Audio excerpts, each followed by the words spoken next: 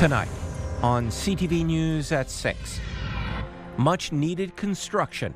These are streets that I get calls about all the time, so I couldn't hold back my enthusiasm in seeing this coming. The city of Greater Sudbury has found more money for road work. Service above self. Students are often overlooked as volunteers within our community and for all the amazing things that they do. The Rotary Club in North Bay is honoring these high school students. And important training exercise. That is where the speed and the confidence comes from. Practicing these skills over and over, it builds that muscle memory. Firefighters from across Algoma are in the Sault to improve their skills. CTV News at 6 with Tony Ryma and Rick Wyman with weather. Good evening. Thanks so much for being with us on this Monday. Sad news to start off our show. A 2-year-old has died after being struck by a vehicle in Robillard Township. Police say the incident took place in a driveway near Englehart Sunday evening. The child was taken to hospital with serious injuries and was later pronounced dead. One person was killed and another was sent to hospital with serious injuries following a collision on Highway 11. Around 5:30 Saturday morning, police were called to a multi-vehicle collision between Red Pine Road and Lookout Road in Smooth Rock Falls. 5 vehicles were involved in the crash, with another 3 vehicles involved in a secondary collision in the area. Police are still investigating and are asking anyone with information to come forward. Police in North Bay are asking for the public's help after a break-in at a bank yesterday. Police say around 2 a.m., 2 suspects attempted to break into a financial institution in the 300 block of Lakeshore Drive. These are images of the suspects through surveillance cameras. Police are asking anyone with information to contact them or Crime Stoppers. Wikwemikong Tribal Police Service is confirming one person is dead after an awning collapsed. A man was killed Saturday when the awning covering the porch of a structure gave way. The police chief says it was an unfortunate incident. The collapse is under review by the band office as the structure is a territory-owned facility. Recent changes to the student loan program in Ontario is concerning for groups representing nurses and nursing students. They say the impacts will lead to financial barriers and work shortages. We get more from CTV's Angela Gemmell. While studying to be a nurse, students must complete 1,400 hours of unpaid clinical placement, hours of lab training, and other course homework. There isn't time for a job. We will be the future caretakers of our patients, so we must make sure that we truly understand the materials and everything that we're giving before we enter into practice. Nursing students depend on student loans and grants to pay for their education, but recent changes announced by the provincial government will reduce non-repayable grants and increase reliance on student loans.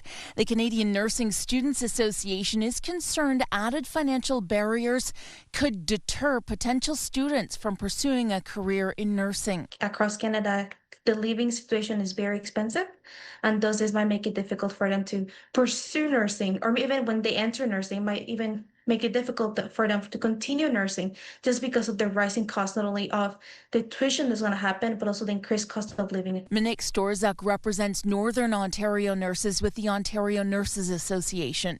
She says ONA is concerned that fewer nursing students will lead to a worsening workforce shortage. You're just going to see students reluctant to go into the nursing program. They're going to opt to stay in courses that maybe they can do within their own community. And that's just going to further impact the nursing and our public health care system. The Ministry of Colleges, Universities, Research Excellence and Security has said the Ontario Student Assistance Program's framework was no longer sustainable. A spokesperson adds the government has launched student financial support programs, including the Learn and Stay program, which covers the full cost of tuition, books and other educational costs for more than 12,000 healthcare students across Ontario. Both ONA and the CNSA want the provincial government to reverse its decision on the changes to the loan program. Barring that, they want financial aid policies that support equitable access to post-secondary education. Angela Gemmell, CTV News, Sudbury. Last year, the City of Greater Sudbury approved the 2026 capital budget that included more than $140 million for road construction. Details right now from CTV's Madison Merrier. 11 out of 14 road projects have been identified and completed by the city. The remaining 3 are being proposed to City Council tomorrow. Councillor Pauline Fortin has been vocal about the necessity of road work for Azilda and is pleased the community is on the list. I was so excited just to see, roads that are on there like Burton, which was on Canada or CAA's worst road list, and it's got selected. MR35, Notre Dame, Brabant. I mean, these are streets that I get calls about all the time. So I couldn't hold back my enthusiasm in seeing this coming. The city is redistributing around $22 million to feed the construction on MR35 from Big Nickel Mine Road to Notre Dame and Azilda, as well as 2 spreader contracts for laid asphalt patches. We have a brand new CAO. And we now have a CFO, which we haven't had for a very long time. We have new general managers, and they're taking a good hard look at everything. And some of this was we did projects and we came in under budget. So some of that money is being rolled back in, and staff did a great job at finding these savings to put it back into infrastructure and get more roads done. Forte says she can't see how the proposal could be voted against and plans to follow her ward's best interest in repairing the stretch of roads causing problems for drivers. Madison Merrier, CTV News, Azilda. Meanwhile, crews are working to repair a small sinkhole in Greater Sudbury. Traffic has since been reduced to 1 lane in each direction on LaSalle Boulevard. A closure will remain in effect until 4 p.m. tomorrow while crews repair the road. New funding will help the North Bay Regional Health Centre with 2 addictions programs. $230,000 was announced today from MPP Vic Fideli to support the Addictions Day and Evening Treatment Program, a psychotherapeutic program, and the hospital's Rapid Access Addictions Medicine Clinic. All right, let's talk weather now. Another warm one out there. How long will these temperatures last? For more on that, here's CTV's Rick Wyman. Rick. Well, the temperatures aren't all that bad for the next couple of days, Tony.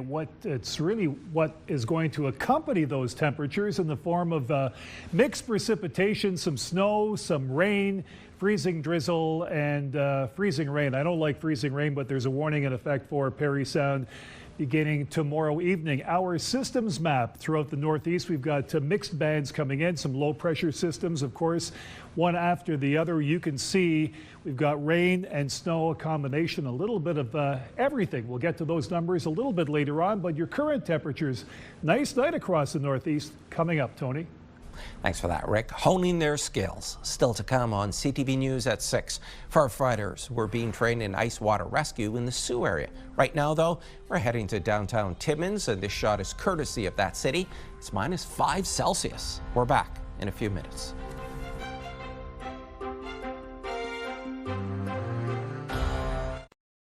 Pure Country 91.7 wants to send you to Sandals South Coast in Jamaica. We're giving away an all-inclusive Caribbean vacation for 2 every weekday. Listen for your chance to win. Pure Country Passport with Sandals Resorts. Get closer to the Caribbean. The warm weather has been perfect as firefighters in the Sault area have been conducting ice rescues. CTV's Corey Nordstrom has more. So I'm going to reach this out for you. If you could grab it, put it under your arm. It's the culmination of a weekend's worth of ice rescue training in the Sault. A range of scenarios are taken into consideration, simulating ice conditions as well as the state of those who are being rescued. That is where the speed and the confidence comes from. Practicing these skills over and over, it builds that muscle memory, so these well-trained people are just ready to get into these suits and get onto the job. The group of 16 firefighters comes mostly from across the Algoma district, with some participants from as far as Sault Lookout. Sault Fire hosts, as part of its regional training center, a major benefit to those nearby municipalities. The cost, I think, is one of the really prohibitive things. If one of our surrounding services was to have to send their people down to Barrie or Toronto to do this training, they're paying for transportation, they're paying for hotels, they're paying for meals. To be able to do it within the district, the majority of these people are able to go home at night, and come back in the morning. It's getting to be the time of year where the ice is risky, especially for those trying to get in their last ice fishing or snowmobile treks of the season. But another factor has led to this round of qualifications. Throughout the winter, we do a lot of training on our ice rescue. This is the move towards bringing our people up to the certification level. The goal is by July of 2028, when the mandatory technical rescue certifications are in place, that our entire fire department will be certified to this level of the training. Whoa. Corey Nordstrom, CTV News, Sault Ste. Marie. And an example of what those crews were practicing for unfolded near Owen Sound. 23 anglers were trapped on an ice floe. CTV's Scott Miller has their story.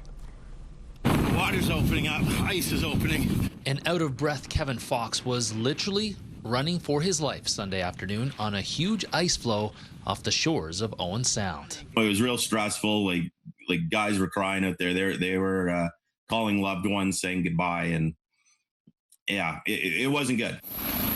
Fox was one of 23 anglers plucked from the ice and waters of Georgian Bay on Sunday after a 7-kilometer wide chunk of lake ice broke away from shore near Balmy Beach. When Kevin let me know that there was water behind me, it was maybe 2 feet wide. By the time I grabbed my stuff to go and run to it, it was the size of a football field. And it was just opening so fast, there was nothing we could do about it. As we got close to the shore, we realized it had pulled off of that shore. So then we had to run along the crack the other side, and it had separated from there. So at that point, we knew, okay, we're stuck on this big chunk of ice. As the waves and winds picked up, the 7-kilometer wide chunk of ice they were stuck on was whittled down to less than 1 kilometer in size, Fox says, and was blown at least 2 kilometers offshore.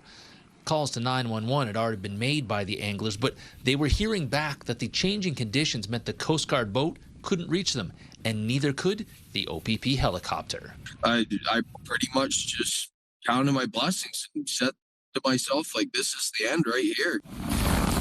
But despair turned to relief in a matter of minutes as the first OPP and orange helicopter flew overhead, plucking 5 anglers who'd fallen through the ice from the frigid waters of Georgian Bay. Fox says the remaining 18 anglers were congregated on the biggest chunk of ice and were picked up 3 at a time and flown to solid ground. Honestly, seeing those chopper guys arrive there and getting on that chopper and getting airlifted out, I couldn't have said, like, words couldn't even explain to me how thankful I was for that. In retrospect, both Howe and Fox admit maybe they shouldn't have been out on the ice on Sunday, but they were. And they know full well that they owe their lives to the men and women who snatched them from that melting ice floe they found themselves cornered on. Pretty much everybody thought that we were done for. And if it wasn't for those guys and having the rescue team and the equipment that they have, there would have been a lot of floating bodies yesterday. Near Owen Sound, Scott Miller, CTV News. The Rotary Club of North Bay honored more than a dozen students today. The youngsters are from North Bay, Sturgeon Falls, Mattawa, and South River. That story from CTV's Eric Tashner. When she's not hanging out with friends or studying, Ev Baudry volunteers with Special Olympic athletes. It's so fun to get to, make sure everybody has an opportunity to play no matter what the sport or no matter who is playing. She's one of more than a dozen students the Rotary Club is recognizing with a Great Student Award for their selfless acts of volunteering at functions and events. Students are often overlooked as volunteers within our community and for all the amazing things that they do. And the reality is that they are out there doing great work each and every day. I lived in Sudbury before, where I volunteered at the public library with the arts program for the kids. I've met a lot of great people, and I think I found the right crowd to be friends with. Maverick Paul has racked up over 380 volunteer service hours. I love to volunteer at the Y. That's currently where I'm employed, but I like to stay after my shift to help work with vulnerable and people who just need more one-on-one. Rotary International's motto is service above self. Club officials say they try to instill the philosophy of unselfish volunteer service in both members and the community. That happens in every single school in our city and our district. I think that you will find parents and educators are absolutely encouraging students to give to others. The local Rotary Club started recognizing students 25 years ago. Along with a certificate, each will have their name added to their school's Rotary plaque to inspire others. It is super important. It gives you life skills, not only for future employment, but to make you a better person as a whole. It makes you a well-rounded individual. Eric Tashner, CTV News, North Bay. And the City of North Bay has launched something new, a municipal dashboard. It's on the city's website and allows you to track things like community statistics and how to track the city's performance. It also shows people how the city and its officials are measuring North Bay's progress. Believed to be the first of its kind in our region, the deputy mayor says she's hopeful this will give residents some insight as to what's happening at City Hall. End up with a couple of questions that they might have, and they can always reach out to a member of council, they can reach out to staff, they can even submit feedback. I've already spoken to a few folks who were looking at it saying, this is a great start. Next, I would love to see, and then they would give me their wish list of where they would like to see this KPI measurement dashboard go. According to the dashboard, it's best viewed on a computer in a web browser, but it is also compatible with tablets and mobile devices. Key performance indicators will be updated by the city. Laurentian University in Sudbury is pausing admissions to 4 undergraduate programs after failing to meet requirements by the Ontario University's Council on Quality Assurance. The announcement came Friday in an internal message that was shared by the university today with CTV. Laurentian says it was informed that the university did not follow proper process when the programs were created a decade ago. The 4 programs are criminal justice, criminology, interdisciplinary studies, and equity, diversity, and human rights. The university says changes will not affect students who are already studying in the 4 programs or those who have already been admitted to the programs for September 2026. And Laurentian University received a $250,000 gift. The announcement was made at PDAC, earmarking the funds for the establishment of the Dr. Leo Gerard Chair in Occupational Safety and Health. The money was donated by mining executive Mark Kutafani and his family. This announcement comes after Valley Base Metals and USW 6500 announced $450,000 in funding for the university. The center, once opened, will focus on research, training, and innovation to prevent injuries and protect workers. Back now for a check on your current conditions. Once again, here's Rick. Tony, a lot of people thinking, hey, this is beautiful weather. Just wait till you see the current temperatures in a moment. But is this the start really of something good? Not so fast right now. We've got our forecast radar as we see systems just moving across the northeast. We'll get into some of that in detail coming up in just a couple of minutes. But first, our current temperatures. Nice night. Maybe a barbecue, maybe a walk. If you're lucky, minus 15 in Moosonee. Going to be a cold one tonight. Wind chill minus 29. Cochrane minus 8 cloud cover. Timmins minus 4 with the clouds. Light snow in Kapuskasing. And again, cloud cover in Chapleau. Wawa cloud cover. Some sunshine in the Sioux. Only 4 degrees there. How about this? Balmy 12 degrees. Sunshine in Parry Sound. North Bay 8 degrees. 14 Temiskaming Shores and 10 in Kirkland Lake.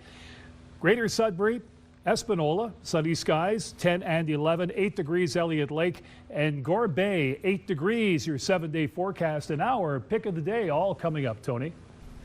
Thanks, Rick. The onslaught continues. Next on CTV News at 6. Iran names a new leader as NATO shoots down an Iranian missile as it enters Turkish airspace. And gas prices are spiking as the conflict in the Middle East grows. As the conflict in the Middle East stretches into its 10th day, many Canadians are trying to get out of the region and back home. CTV's Adrian Gobriel is in Turkey and has one family story to get out.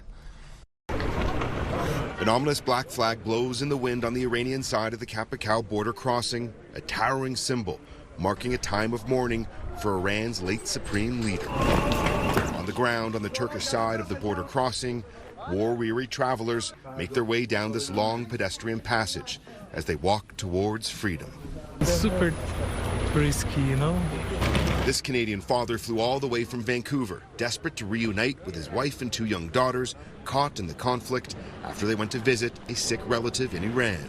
I just need to meet them here safe, that's it. What will it mean to you to be able to hug your children again? I don't need anything, I don't want anything in my whole life. I just want to hug them, that's it. It's been like more than 3 hours that I'm staying here, waiting for my aunt. I'm feeling it and everything. Mohammed Asadi flew from Germany to wait for his aunt, a Canadian from British Columbia, who spent the last 10 days trapped in Tehran as airstrikes rained down. It makes us human beings to be with your family, to help your family when they are in need. If you're willing to wait. A team of Canadian consular officers are also on the ground, offering assistance to those making this precarious passage. The communications are down, the internet is down, so it's very challenging for anyone inside Iran to communicate outside of the country. This is what many are fleeing. New video today inside Tehran's Shahran oil depot, an apocalyptic scene following a wave of U.S. and Israeli airstrikes. And confirmation that for a second time, NATO has shot down an Iranian missile as it entered Turkish airspace. This as the foreign minister for Iran's supreme leader warns of a long, painful war. What is important for us is the end of this game. And we are ready to continue that game. Hey, thank you, Milan. As global powers posture, We're gonna go home, Vancouver. It's our home. On this day, a moment of humanity, a Canadian family reunited. To see him standing there waiting for you, what did that moment mean to you? Yeah, it's everything. I'm alive for this moment. To have your daughter back in your arms and you're heading home to Canada. Peace, home. 2 words. High five. Canadians helping Canadians. When I met you here, huge relief, huh? Those some are left waiting into the night. Iranian border agents won't let Assadi's aunt cross with her Canadian passport. Now she's a lady alone on that side of border in this cold weather. While some are homeward bound, others wait, hoping a new day will reunite them with their loved ones. Relief for many, heartache for others. The tension here at this border crossing is palpable. The U.S. has raised its travel security alert due to a heightened risk of terrorism and armed conflict right here at this location. Adrian Gobriel, CTV News, Van Province, Turkey. Canadian political leaders will debate the escalating violence in the Middle East tonight. Whenever there are issues of war and peace, emotions run high through all elected representatives. That is obvious. And what I would simply say is that Canada was not consulted on, nor were the United Nations consulted on the actions right now. We are very, very focused, I as Transport Minister, my colleague Anita Anand, in the safety of Canadians in the region and making sure that they are able, if they desire, to exit the region and offering them options in that regard. And Canada will continue to monitor all of these developments very carefully. Conservative leader Pierre Poilievre says his party has been clear in its support of removing the regime in Iran, which has killed Canadian citizens, including the shooting down of a civilian aircraft with more than 100 Canadians on board. Poilievre today took aim at Prime Minister Carney's stand on the Iran war. The Prime Minister has taken 4 different positions on the war in the Middle East in 4 days. He was for the attack. Then he said he regretted his support for the attack. Then he said his support for the attack was illegal. Then he said he was open to contributing Canadian troops to the war. And then he said his party has said one thing to one group and another thing to other groups. All they are doing is trying to pander in all directions while dividing our country and confusing our allies. Liberal House Leader Stephen McKinnon says tonight's debate is what's called a take-note debate. Meanwhile, the conflict in Iran is also wreaking havoc on oil prices around the world. With more on the impact, here's CTV's Jonathan Valley Rao. With pump prices well north of $1.50 in Toronto, drivers are feeling the wartime pinch. $1.55. It's a little bit scary. Yes, it is hard. Concern only so much we can do from here, right? And many wondering what happens next. Are you worried about it going higher? Oh, absolutely. Like the world going on like this. Following dramatic scenes over the weekend, including attacks on oil infrastructure in Iran and the Gulf states. Overnight Sunday, the price for a barrel of Brent crude jumped almost 30% to just under $120 US per barrel, before falling back to around $100 this morning. In response, North American stock markets opened lower, an initial sea of red, with traders fearing a lengthy supply disruption. The longer this occurs, the more difficult it becomes for global oil markets. The near shutdown of the vital Strait of Hormuz continues to worry traders, and major suppliers like Kuwait, Iraq, and the UAE have begun to cut production, unable to move oil, with one well-known price forecaster thinking gas prices could go up another 8 cents by midweek. And every other day after that, probably 2 to 4 cents a liter until we get right to next Sunday. Meanwhile, G7 nations have for now decided against releasing emergency oil reserves to ease supply concerns. After a meeting of G7 finance ministers, they wrote, "We will continue to monitor the situation," adding, "We stand ready to take necessary measures, including stockpile release." While as a major producer, Canada does benefit from higher oil prices, they can also lead to higher food and air travel costs, stoking inflation. Meanwhile, gas price expert Dan McTagg says if oil prices were to hit $140 US, he thinks the price at the pump could jump 40 cents or more. John Valley-Rouse, CTV News, Toronto. And there's more news still ahead, but first, here's your full weather forecast with Rick.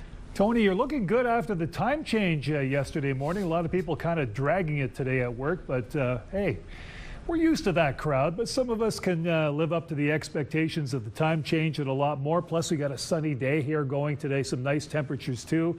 Let's check out our forecast radar. Here come a number of systems throughout the north. And again, that will affect our conditions and the temperatures over the course of the next several days. We'll have a look at that momentarily. Overnight, well, we've got -7, some partly cloudy skies. -3 in the Sault, partly cloudy. Timmins, showers, flurries. Timiskaming Shores, showers, flurries. North Bay becoming cloudy. So not a bad scenario overnight. Couple of centimeters of snow in Moosonee, wind chill -28, -29. Caphurst, flurries. Snow in Wawa, Gore Bay becoming cloudy, and more of the same in Parry Sound. Now let's get down to those 7-day numbers. Here we go. Tomorrow we've got light snow. 40% chance of snow on Wednesday, some sun and cloud Thursday, chance of snow Friday, cloud cover Saturday, and snow on Sunday. We'll have to keep a close eye on those amounts over the next couple of days. Sault Ste. Marie, Algoma, chance of snow tomorrow, chance of flurries Wednesday, sun and cloud again Thursday, chance of snow on Friday, some cloud cover Saturday, and again, snow comes Sunday. Temperature's not all that bad for this time of the year. Timmins, Cochrane, Campus, Casing, chance of flurries for tomorrow. More of the same on Wednesday and on Thursday. A few sunny breaks. Chance of flurries on Friday. Saturday, we've got some cloud cover and some snow in the forecast for Sunday. So don't make any big plans on Sunday. We've got snow coming. Timiskaming Shores and Kirkland Lake for tomorrow, light snow. Chance of snow Wednesday. Chance of flurries Thursday. Friday, chance of snow. Saturday, we've got cloud cover, and Sunday, we've got snow in the forecast, but the temperatures, you've got -5, -4, and -6 over the course of the next week in Timiskaming Shores and Kirkland Lake. North Bay, West Nipissing, light snow in the forecast for tomorrow, chance of snow Wednesday, cloud cover Thursday and Saturday, -3 tomorrow's high. Friday, we've got the chance of snow. -5 on Saturday, and some snow in the forecast come Sunday. So again, low pressure system, you know what that means. That means mixed precipitation as well. In addition to the snow, more snow to the north, more of the rain, freezing drizzle to the south. Let's check out our pick of the day. Talk about a fox on the run. Great shot, Cameron Patterson from Attawapiskat. I love it. Keep it coming, dude. That's a great shot of the fox, and just like the eagle, sometimes you got to pick your spots in nature. Still to come, big polar plunge over the weekend in Greater Sudbury. Some valuable money raised just in time for Special Olympics. We'll have details on that and more coming up after the break.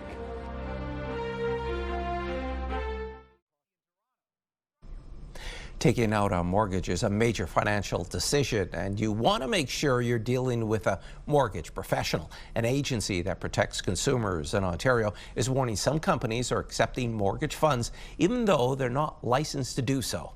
CTV's Pat Foran has details. You had one job to do that you got paid to do, and you didn't fulfill that. Randy Solomon of Scarborough says 2 years ago her father was having health issues and she had fallen behind on her mortgage payments. She decided to deposit $85,000 on her mortgage and found someone who said they could complete the transaction. The money didn't go where it's supposed to go. That's a lot of money. Solomon says she gave the funds to Diane Van Rossum. She thought Van Rossum was a mortgage broker, but when she contacted the Financial Services Regulatory Authority of Ontario, FSRA, she was told Van Rossum was not licensed. The $85,000 bank draft was cashed, but is now missing. When I found out it didn't go to the right place, I was angry. I felt betrayed. And I felt like she didn't do the job that she was paid to do. FSRA just issued a statement warning consumers not to do business with Diane Van Rossum, saying she's not licensed to conduct mortgage brokering in Ontario, and she has accepted funds but didn't deposit them to process a mortgage. FSRA says anyone seeking mortgage advice or services needs to make sure they're dealing with a licensed professional. I would encourage consumers to ask a lot of questions of the mortgage broker that they're working with. Mortgages are not easy products. You can also check FSRA's website to make sure a mortgage broker is licensed to operate in the province. They can do that by putting in their name or their license number or their brokerage name. I would also check our enforcement database to make sure that the brokerage doesn't have any actions recently taken by FSRA against them. Solomon says the $85,000 was to help her keep her home. Without it, she's worried she could lose it. The situation is still the same. My home is still up for foreclosure. Pat Foran, CTV News. A watch stolen nearly 7 years ago has been reunited with its owner. More now from CTV's Josh Morano. It's the return of a timeless piece for Chavi Walsh, nearly 7 years in the making. I've always been searching for it. I just kind of do the Wordle and then look on Facebook Marketplace or whatever else to see if I can find the watch itself. In 2019, Walsh's car was broken into. Among the items stolen, his Omega wristwatch. And for years, he couldn't track it down. I was in the car, in my gym bag. I brought a bunch of stuff in the house, left the gym bag in the car. The next day, car got broken into. So the watch was gone. So I started kind of scouring the neighborhood, looking at all the pawn shops. The watch is worth thousands of dollars, but for Walsh, it means more than just its monetary value. As a member of the Canadian Armed Forces, he purchased it after being promoted to major, wearing it through multiple deployments overseas. It kind of survived a bunch of close calls and bomb blasts with me. So for me, losing it was super significant. It was kind of like a talisman for me, that was really close to my heart. So more than just a watch. After returning from Latvia earlier this year, Walsh continued searching for his long-lost watch, spotting a familiar Omega listed online and tracing it to Crown Pawn Boutique on Rideau Street. It only had gotten there about a week ago, or a week or two ago, and it wouldn't last long. It was just, at the price they were selling it, it would be gone. So I called the auto police. I'm like, can you guys attend to try and just take it off the shelf and at least investigate? Ottawa police stepping in to verify the serial number, confirming it was the same watch stolen nearly 7 years ago. They basically went inside, negotiated with the guy for about 20 minutes, and at the end of the day, he came out with my watch and handed it over. Walsh says the watch won't be coming off anytime soon unless he's getting it cleaned or serviced. I think it's had quite the journey over the last 6 years, so that's about the only time I'll take it off. Josh Morano, CTV News. A new study shows that prescriptions for ADHD medications have more than doubled since the pandemic. And as CTV's Pauline Chan tells us, many are seeing that as good news, but with a cautionary note. The study looked at prescriptions given for adults in Ontario from 2016 to midway through 2024. And we saw a threefold increase in the number of young adults that are newly starting these stimulant drugs. And people may know them. These are drugs like Adderall, Ritalin. Medications typically used in the treatment of ADHD. Young adults meant those between age 18 to 24, and in particular, women were getting new prescriptions. Which actually we were thrilled with, and I'll tell you why. So for many, many years, ADHD in females has been underdiagnosed. We were always diagnosing about 3 boys to 1 girl, right? But when you get into adulthood, the numbers, the prevalence numbers are more sort of 1 to 1. Heidi Bernhardt of Quebec says girls often present different symptoms, not as hyperactive, so less disruptive in a classroom, but the effects are just as devastating in managing life as they reach independence and post-secondary years. Treatment should always be multimodal. Never medication alone. But Bernhardt says for the majority living with ADHD, medications are a vital part of managing the condition. So what it's trying to do is change the speed at which some of this thinking and patterns in the brain work, and it helps people focus a little bit more. But they can also have worrisome side effects like loss of appetite, difficulty sleeping, and moodiness. You know, I think that's one of the concerns is like if you don't actually have ADHD, these drugs can hold a higher risk than benefit. Researcher Mina Tadros says more support for people living with ADHD will be needed as more people are diagnosed with it, and psychiatrists, qualified family doctors, and specialized psychologists are in short supply. Pauline Chan, CTV News. Trees are being tapped and excitement is building for what's believed to be Manitoulins' first ever Maple Syrup Festival. It's scheduled for March 28th in Kagawong, and there's been a whole slate of maple-themed activities for people to try. Organizers say there is a big maple syrup producing community on the island. Maple is huge on the island, so we do have a number of producers who actually sell their product commercially.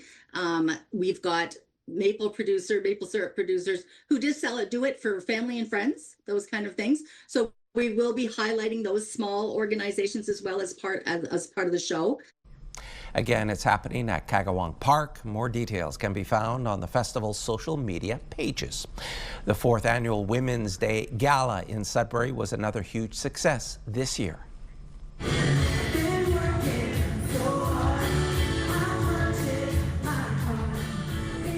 Everyone was cutting loose on the dance floor, celebrating women and raising much-needed money for the Sudbury Women's Centre. The centre helps women, girls, and gender-diverse people experiencing violence and other challenging life situations. CTV was a proud sponsor of the night, which was emceed by our very own Angela Gemmell and Ian Campbell. Brier champions still ahead on CTV News at 6. 2 brothers from Sault Ste. Marie win the Canadian men's curling title in Newfoundland. Clothing consideration provided by Fashion Fair. Beautiful clothing for today's woman, where quality makes the difference. 2 Sault Ste. Marie curlers are on top of the Canadian curling world after winning the men's title last night.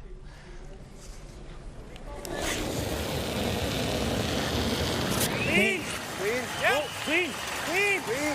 Queen! Queen! Queen! Queen! Matt Dunstone of Team Manitoba defeated Kevin Cooey of Alberta 6-3 to capture the crown. EJ Harnden and his brother Ryan, both of the Sioux, are heading to Worlds later this month in Utah. This is EJ Harnden's last year of competitive curling. By the way, the spare on Team Dunstone is Jacob Horgan, a Sudbury native. It's time for our weekend wrap-up in the Ontario Hockey League. The Sudbury Wolves opened the weekend with a 5-2 victory over the visiting Oshawa Generals, while the Sioux Greyhounds had a rough start to the weekend, being shut out 3-0 by the Rangers in Kitchener Friday night. The Hounds would rebound Saturday, shutting out the Guelph Storm 2-0. The North Bay Battalion were in Barrie Saturday night, where they were only able to capitalize when they had the man advantage. The Colts win 5-2. Sunday, the troops would be back on home ice against the Sudbury Wolves. Here's Cam Warren. Far side, one-timer, scores! Amadovsky rifles that one past Paolo Frasca to get the troops on the board. He'd get another goal from the blue line later in the second and finish the night with an empty netter for the hat trick. Troops win 3-1 over the Wolves. To the NOJHL now, where the regular season is almost done. The Greater Sudbury Cubs clinched the division title over the weekend. The Sioux Thunderbirds only have 2 regular season games left and won't be able to catch the Timmins Rock for home ice advantage. There is still time for 3 teams in the top 4 to shuffle around. The Kirkland Lake Gold Miners have clinched 8th spot and their berth in the 2026 playoffs. The regular season will wrap up Sunday with playoffs starting late next week. The annual Sudbury Polar Plunge for Special Olympics this weekend made a big splash. 310 brave souls took the plunge, raising more than $66,000 for Special Olympics. While the weather was mild over the weekend, that temperature of the water, not so much. Freezing! It was cold. I mean, it was warm. It was very warm. How are you? It's balmy out here. It's like a summer day now. We're in Mexico. The goal for this year's plunge was $50,000, which was exceeded. Special Olympics Ontario is the charity of choice for the Ontario Association of Chiefs of Police, and this is one of our largest fundraisers of the year. And what's really important is the funds raised today stay here locally in our community and will support athletes here locally in Sudbury. And more than 35 polar plunges for Special Olympics happen across Ontario each year. A song by a North Bay senior has found its way to the International Songwriting Competition in Tennessee. Being a boomer ain't bad. Can't remember enough to be. Stan French's Being a Boomer Ain't Bad qualified for the semifinals in the comedy novelty category. The song will now be judged by artists and music industry executives. The grand prize is $25,000 US. And if he wins, French promises to donate to One Kid's Place, the Alzheimer's Society, and the Victorian Order of Nurses Smile program. They're really happy because it's increased the awareness of what they do. The whole idea is that when you're a boomer, you have a chance to be in your second childhood. So you get to play, you get to do things you want to do. So the song is actually written very similar to what a children's song is written. Last year, French, with the help of his boomer bandmates, recorded a music video for the song where royalties are donated to charities. The song is on our website, CTV News Northern Ontario.ca. It's Oscars week. The 98th Academy Awards are Sunday. David Daniel looks at a current Oscars trend in the Hollywood Report. This world is intricately stitched together, boys. Every thread we pull, we know not how it affects the design of things. The Academy Awards have gotten more international in recent years. One of Train Dream's 4 nominations is for its Brazilian cinematographer, Adolfo Veloso. Meanwhile, Brazil's The Secret Agent also has 4 nominations, including Best Picture and Best International Feature, an award won last year by another Brazilian film, I'm Still Here. In this moment we live in, I feel like it's amazing to represent not only Brazil, but Latin America, to represent all the immigrants in a very delicate moment. And I feel like this only shows how people all over the world are amazing, and we should be hearing everybody, and we should be paying attention to all those voices. Of course, it was our friendship. Well, had the key that made Flea and Anthony sound the best they could be. The Red Hot Chili Peppers' first guitarist, Hillel Slovak, gets his due in The Rise of the Red Hot Chili Peppers, Our Brother Hillel. The documentary looks at how a childhood friend helped shape the Rock and Roll Hall of Famer's sound. The film debuts March 20th on Netflix. In Hollywood, I'm David Daniel.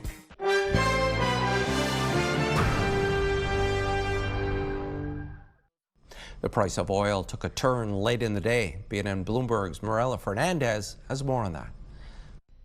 The price of oil whipsawed today on events related to the Middle East conflict. The U.S. president is telling CBS News the war against Iran is very complete. That put downward pressure on the price of oil, which had spiked close to $120 U.S. a barrel on the weekend, on news that Gulf oil producers are trimming production because they've run out of room to store it. Here are the closing numbers for the day. The Canadian dollar is down to $73.62. West Texas Intermediate is down almost $4 to $86.99. Western Canadian Select up over $8 to $73.59. And the TSX gained 105 points today to end the day at 33,189. Those are your business headlines. I'm Earl Fernandez.